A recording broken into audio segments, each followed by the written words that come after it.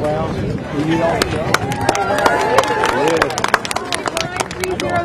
unfortunately, the last speaker stole my quote, but government's view of the economy could be summed up in a few short phrases. If it moves, tax it. If it keeps moving, regulate it. And if it stops moving, subsidize it. Ronald Reagan. In today's economy, government is spending at an inconceivable rate. There is more national debt than there are stars in this galaxy. There are between 200 billion and 400 billion stars in this galaxy. The stimulus package alone was $800 billion. In other words, this Congress spent twice as much money in February than there are stars in the Milky Way. And that money did practically nothing. This is because historically, anytime government gets into something, that unfortunate industry doesn't do very well. But when the government steps back, the economy flourishes. For an example, look at New Zealand. For a long time, the government was involved in everything, and farms were subsidized. There was very little production. But then they got a new conservative prime minister, and he got up there and he entirely scratched the Department of Agriculture.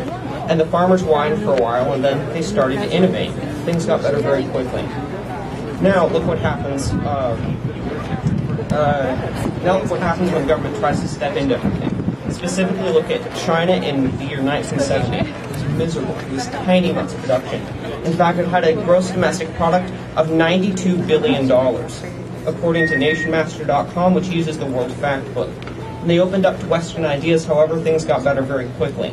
Now China is a superpower with a 2008 estimate of $7.8 trillion, in part because they let capitalism come in.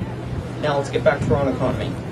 Our government is getting bigger every day. According to Brian Riegel, who is the Heritage Foundation's lead budget analyst, I quote, "Before the recession, federal spending totaled $24,000 per U.S. household. This Congress would hike it to $32,000 per household by 2019, an inflation-adjusted $8,000 per household expansion of government.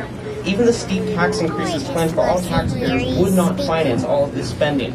The president's budget would add trillions of dollars in new debt.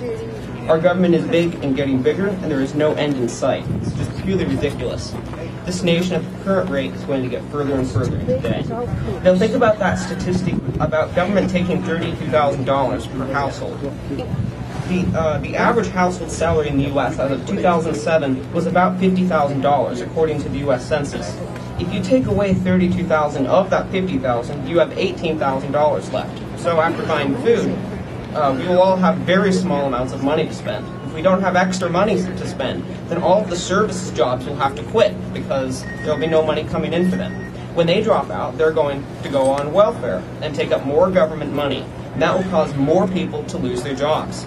And eventually, we will have no money coming in and no money coming out. The impact of this would be either mass starvation or a second American Revolution. Clearly, this would not be a good thing. This would not be a good thing. That is why we are having this Tea Party. We need to raise awareness. Finally, I would just like to leave you with a quote by Thomas Jefferson. "A government big enough to give you everything you want is strong enough to take everything you have." Thank you. I strongly urge a vote for limited government in 2010.